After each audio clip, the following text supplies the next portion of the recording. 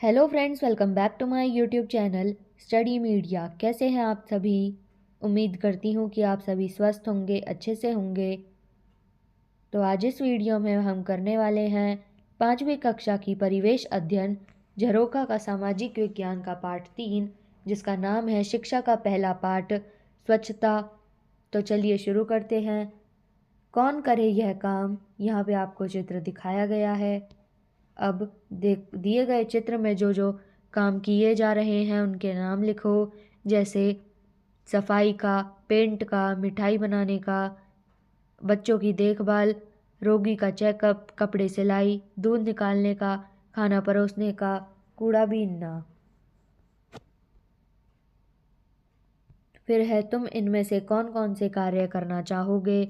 किन्हीं 4 के नाम लिखो, जैसे पेंटिंग, रोगों की देखभाल, ड्राइवर का काम।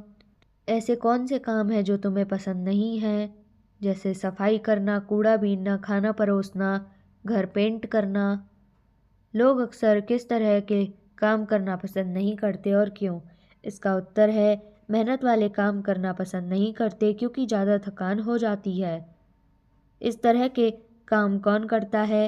यह लोग ऐसे काम क्यों करते हैं जिन्हें कोई भी करना पसंद नहीं करता? इसका उत्तर है ऐसे काम आम लोग ही करते हैं। वे ये काम अपने पिता, चाचा आदि के साथ करते तथा यह उनका पारिवारिक काम होता है। यदि ये काम कोई भी ना करे तो क्या होगा?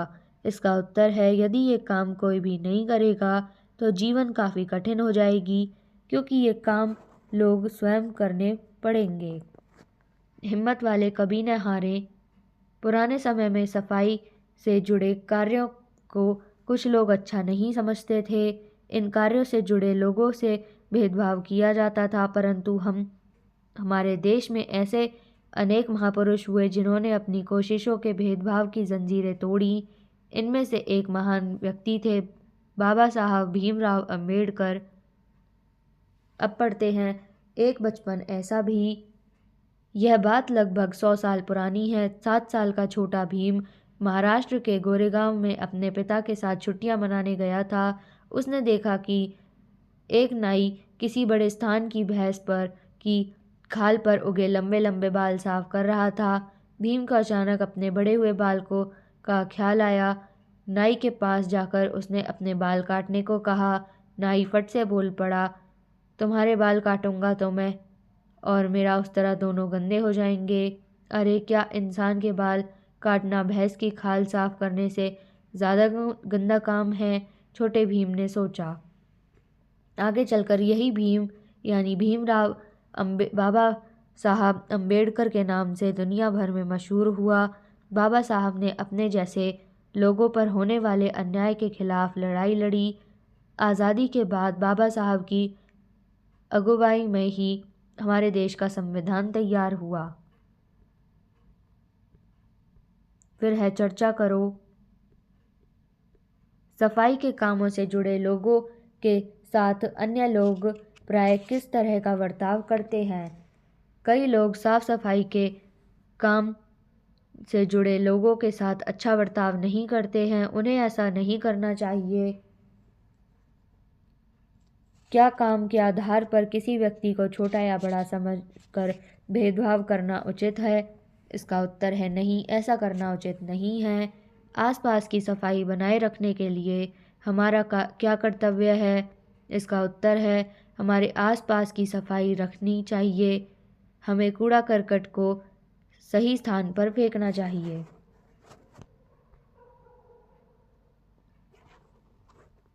जो कहा वह करके दिखाया।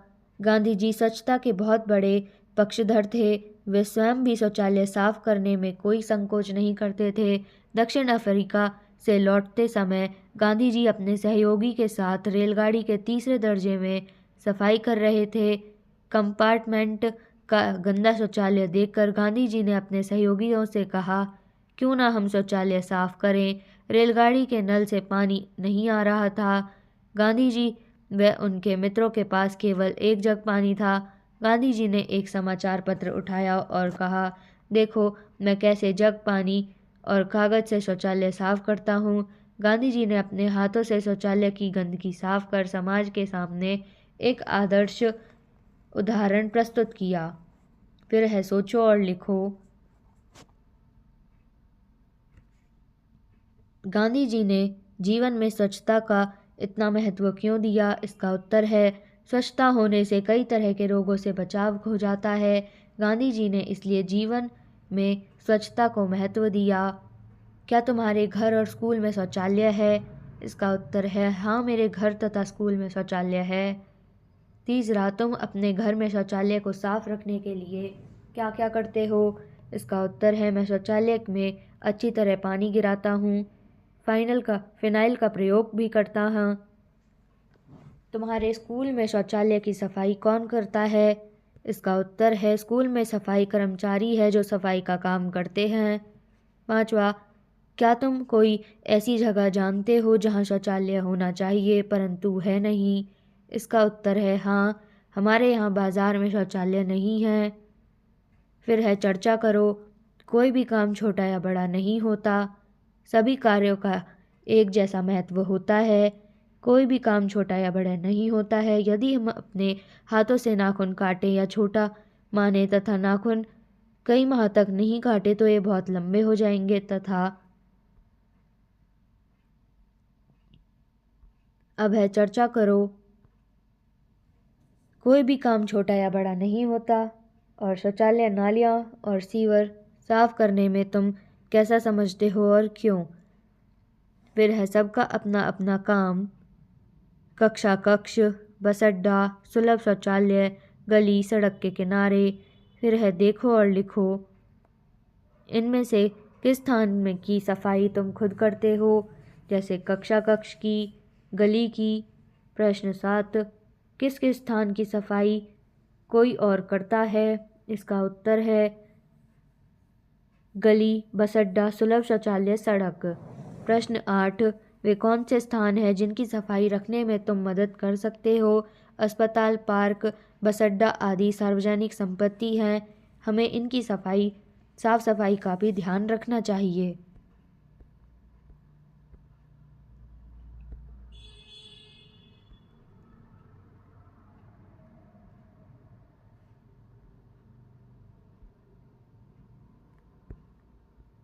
स्वच्छता का पाठ।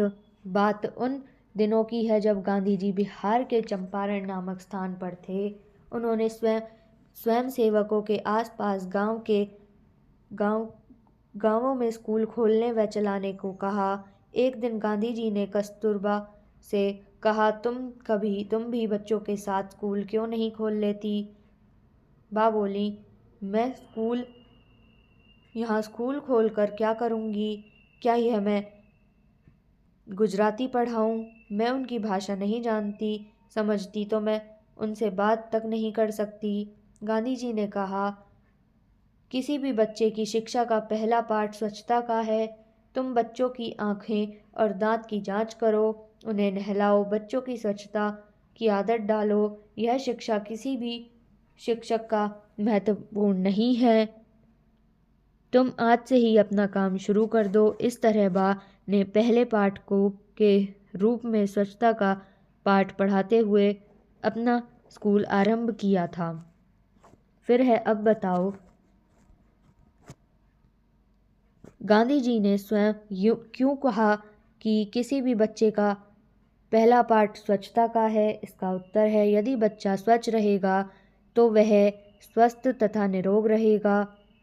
एक स्वस्थ निरोग बच्चा ही तो पढ़ाई में मन लग पाएगा।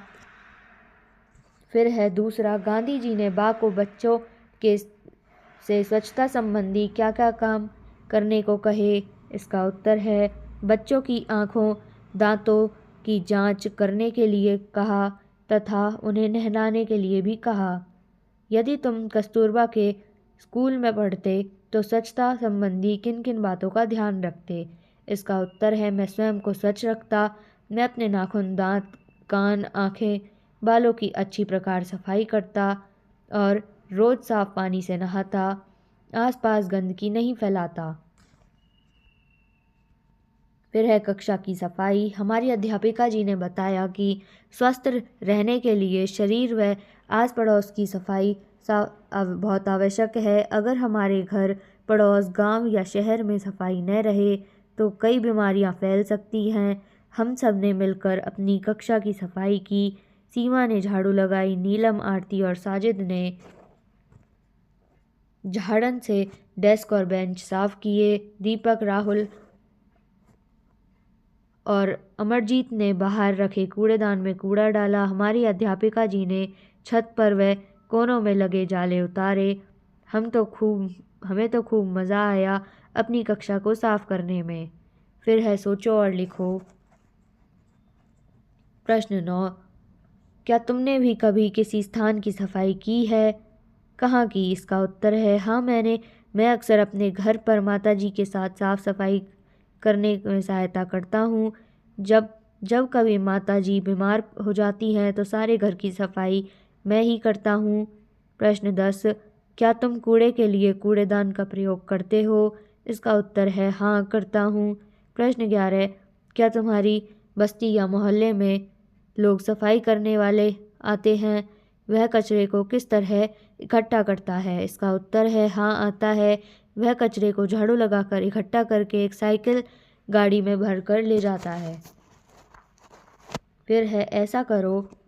घर में कूड़ेदान तथा सार्वजनिक कूड़ेदान में चित्र बनाओ। तो यहाँ पे आप चित्र देख के बना सकते हैं।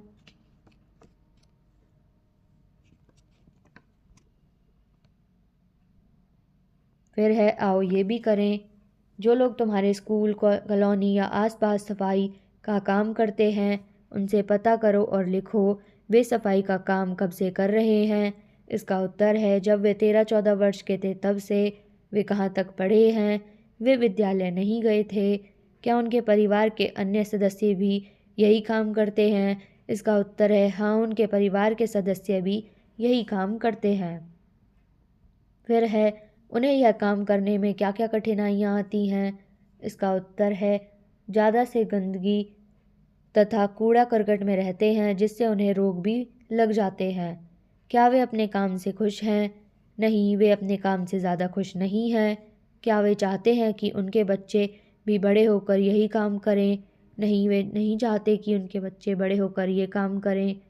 प्रश्न 2, दिए गए वाक्यों में ठीक के सामने सही का चिन्ह और गलत के सामने क्रॉस का चिन्ह लगाओ। जैसे हमें कूड़ेदान में कूड़ा डालना चाहिए। गलत, सही। स्वस्थ रहने के लिए साफ सफाई बहुत आवश्यक है। सही। कूड़ा फैलाना अच्छी बात है। नहीं। अपने गांव या शहर की साफ सफाई हम सबकी जिम्मेदारी है। सही। नालियों या सीवर साफ करना ज़रूरी है। गलत। प्रश्न 3, कुछ महापुरुषों के जीवन से संबंधित प्रेरक प्रसंग, कोई 2 प्रसंग अपनी कॉपी में लिखो। तो ये आप स्वयं लिखेंगे। प्रश्न 4, स्वच्छ भारत अभियान से संबंधित कुछ तस्वीरें समाचार पत्र से काटकर चित्र परियोजना तैयार करो। ये भी आप स्वयं करेंगे। प्रश्न 5, दिए गए स्थान पर स्वच्छ भारत अभियान का लोगो चिन्ह बनाओ। तो यहाँ पे आप इधर लोगो चिन्ह बनाएंगे। तो यहाँ पे ये वीडियो ख़त्म होती है। अगली वीडियो में मैं आपको पार्ट 4 हौसलों की उड़ान करवाऊँगी। ये वीडियो आपको कैसी लगी मुझे कमेंट करके ज़रूर बताएं। वीडियो को लाइक करें, शेयर करें और चैनल को सब्सक्राइब करना ना भूलें। Thank you.